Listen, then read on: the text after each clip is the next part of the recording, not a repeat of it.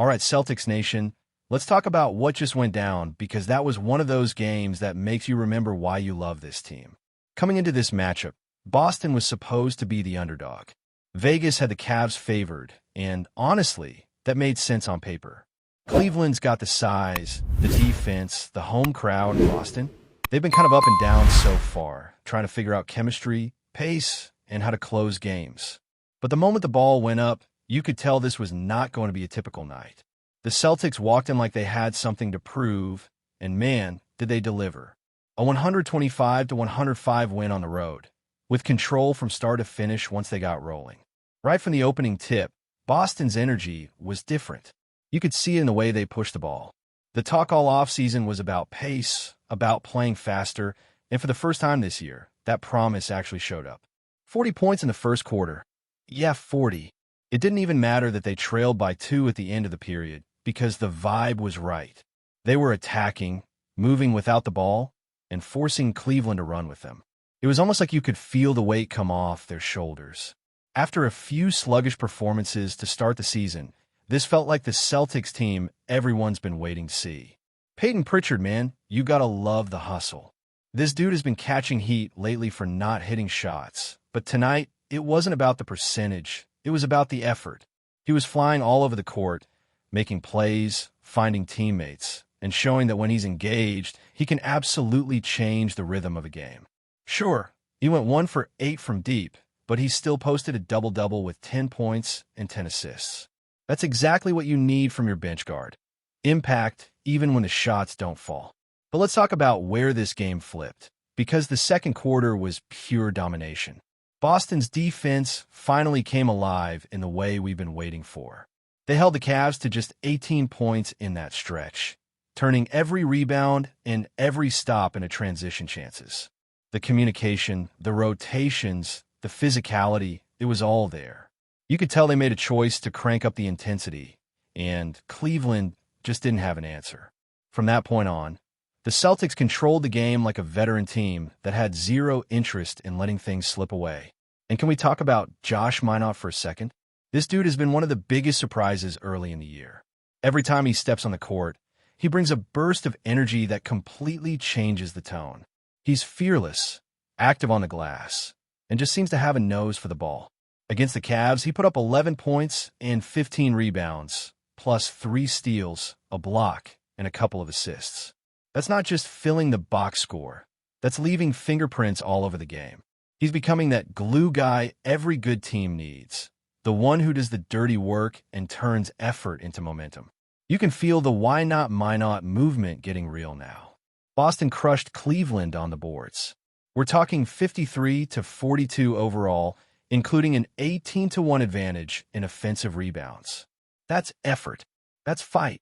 That's a team saying, we might not have the size, but we're going to outwork you. The Cavs came in with Jarrett Allen and Evan Mobley, 2 legit bigs who usually dominate the paint, but it didn't matter. The Celtics played like they wanted every loose ball more, and it showed. Neemias Queta gave solid minutes too, pulling down 13 boards of his own, and Derek White once again showed how quietly reliable he's become with 19 points and 5 rebounds. And speaking of quiet killers, Jaylen Brown has been cooking lately. For all the talk and noise around him, he's putting together one of the most efficient starts of his career. You can see the confidence, the shot selection, the patience. It's all clicking. He went 12 for 20 from the field in this one, finished with 30 points, 5 rebounds, 4 assists, a steal, and a block. That's superstar stuff right there. The man has been straight up locked in, hitting around 50% or better in nearly every game. He's not forcing it. He's not hunting bad shots. He's just letting the game come to him. You can feel that maturity, that awareness of when to attack and when to trust the system. And then there's Sam Hauser, who reminded everyone why he's one of the best pure shooters in the league when he's in rhythm. 7 made threes, 7, for 21 points off the bench. That's huge for a team that's been desperate for bench scoring. Every time the Cavs try to make a little push, Hauser would come off a screen, catch, and drain another one to shut it down. The guy doesn't even take twos. Literally all his shots were from deep, and that confidence is contagious. You could feel it spreading through the lineup, That sense that every time the ball swung around, someone was ready to let it fly. Simons also chipped in with 14 points and a couple of boards, another nice spark off the bench. What's great to see is that the rotation seems to be tightening up. Joe Mazzulla looks like he's starting to figure out which combinations really work. Minot, Hauser, Simons, those guys gave Boston the kind of support the starters need, and it made all the difference. You didn't see the same late-game lapses that have haunted this team. They stayed sharp, they closed it out, and even when Cleveland tried to claw back, Boston just kept their foot on the gas. The numbers tell the story. Only 9 turnovers for the Celtics, compared to 14 for Cleveland. They held the Cavs to 40% shooting overall, just 32% from 3, while Boston finally broke that 35% mark themselves, hitting 21 of 57 from deep. They also got to the line 24 times, showing that aggression and balance that's been missing. Every stat you look at screams control, focus, and effort. And when those 3 things line up, Boston's tough to beat. And it wasn't just about offense. The defense really deserves the spotlight here. You could see the rotations were crisp, the help was timely, and they communicated like a team that's starting to trust one another again. Donovan Mitchell, who's been torching teams early this season, was held to just 15 points on 5 for 12 shooting. Every make he had was from deep. That's discipline, keeping him out of the lane, forcing tough looks, and closing out without fouling. Mobley did his thing with 19 and 11, but outside of him, Cleveland just couldn't get much going. The Celtics made them uncomfortable, forced bad shots, and dominated the rebounding battle. That's how you win ugly games on the road. This one feels like a turning point. The first few weeks of the season have been a little chaotic.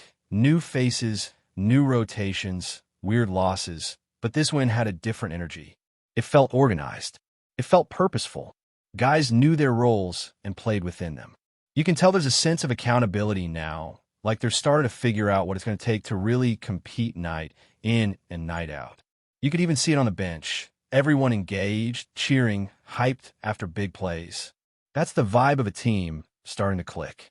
And it's crazy to think that coming into this game, most fans probably had this one penciled in as a loss. The Cavs were expected to bully Boston inside, to use their size and control the tempo. Instead, the Celtics flipped the script completely. They beat Cleveland at their own game. Tough defense, dominant rebounding, efficient offense. When you can do that against a team that's projected to be one of the top contenders in the East, it's a big deal. It's a statement that this group isn't just about talent. They're about fight. Now sitting at 2 wins and 3 losses through the first stretch, with most of those games coming on the road, that's not bad at all. Considering the competition, Philly, the Knicks, Cleveland, the Pelicans, Detroit, you take that start and feel encouraged. Because now you've got momentum, rhythm, and a growing sense of identity. Boston's figuring out who they are, and it's starting to show. You can feel that spark returning, that little bit of swagger that says, yeah, we can hang with anybody. The ball is moving, the defense is tightening up, and the energy off the bench is finally there. And honestly, this game against Cleveland might end up being one of those early season markers you look back on later and say, that's where it started to come together. Now the attention shifts to what's next because things don't get any easier from here.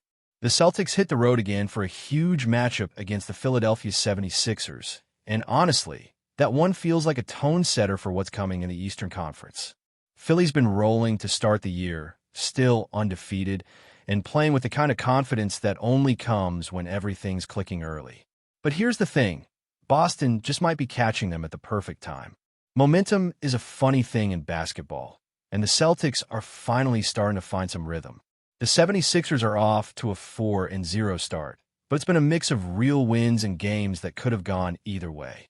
They edged out the Celtics in that season opener, which still stings, but since then, it's been a bit of a roller coaster. Close games against Charlotte and Washington, a blowout over Orlando, and a few moments where they've had to grind out victories. What makes them dangerous right now is TYRESE Maxey. This kid is on another level. He's averaging close to 38 points per game while also dishing out around 8 assists, and he's doing it with unreal efficiency. 45% from the field, 47% from deep. Every night, it feels like he's in control of the tempo, playing with poise beyond his years. He's not just scoring. He's orchestrating everything Philly does.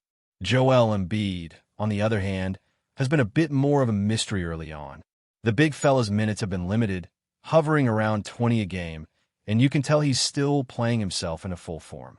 When he's out there, he's productive, 25 points, 7 boards, 5 assists in limited action, but he hasn't quite dominated like we're used to seeing.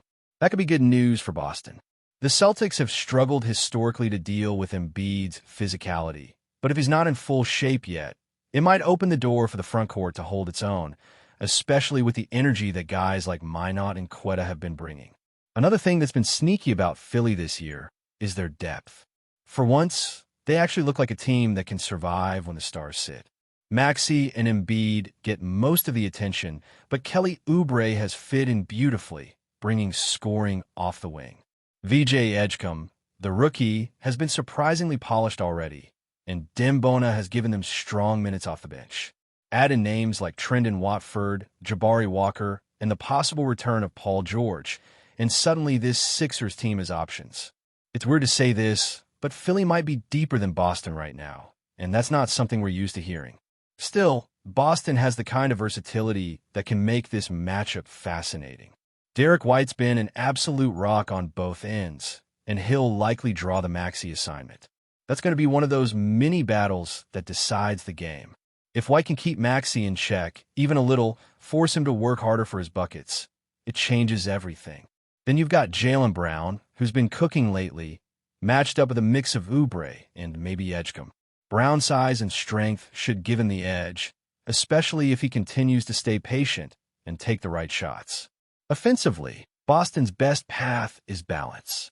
They can't afford to fall into those stagnant stretches where everything becomes isolation. When the ball moves, when everyone's touching it and cutting, they're a completely different team. The Celtics have too many weapons not to share the load. You can see the difference when Tatum doesn't have to force things, when the spacing opens up for guys like Hauser to do what he does best. Hauser hitting threes in transition or off kickouts changes the geometry of the game. It stretches defenses in ways few role players can. The other key will be rebounding. If Boston can dominate the glass the way they did against Cleveland, it's going to put serious pressure on Philly's transition defense. Those second-chance opportunities break the opponent's rhythm and keep the momentum rolling. The energy from players like Minot and Quetta could once again tilt the balance. They may not be household names yet, but the way they crash the boards and play with constant energy gives the Celtics a pulse that wasn't always there last season. But before we continue, please remember to subscribe to the channel and give the video a like. Your support helps us keep bringing you the latest news about the Boston Celtics. Feel free to share your thoughts on the news in the comments as well. In what could be the most shocking move of the NBA offseason, whispers are spreading like wildfire across the league. TYRESE Haliburton has reportedly decided to leave the Indiana Pacers and has agreed to terms with the Boston Celtics. The basketball world is buzzing, and while nothing is officially confirmed yet, multiple sources close to the situation suggest that the young star's decision is more than just a simple change of scenery. It could reshape the balance of power in the Eastern Conference. Haliburton, who has steadily built a reputation as one of the league's brightest young talents, has been the centerpiece of the Pacers' rebuilding efforts. Known for his slick passing, calm court vision, and clutch shooting, he quickly became a fan favorite in Indianapolis. Yet, despite his growth and potential, the allure of playing for a team with championship aspirations seems to have tipped the scales.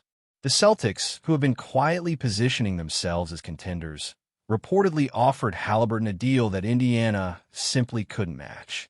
Speculation is running rampant about what this means for both franchises. For the Celtics, adding a guard of Haliburton's caliber could create one of the most dynamic backcourts in recent memory, pairing his court intelligence with Boston's established stars. Analysts are already theorizing how coach Joe Mazzulla might integrate Haliburton into the system, suggesting that his versatility could open up a new level of offensive creativity and defensive stability.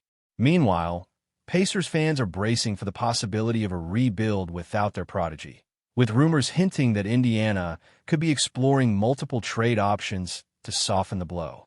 Social media has erupted with reactions from fans, players, and pundits alike. Some are calling it a generational move. Others are questioning whether the Celtics roster can fully capitalize on Haliburton's skill set. Regardless, one thing is clear.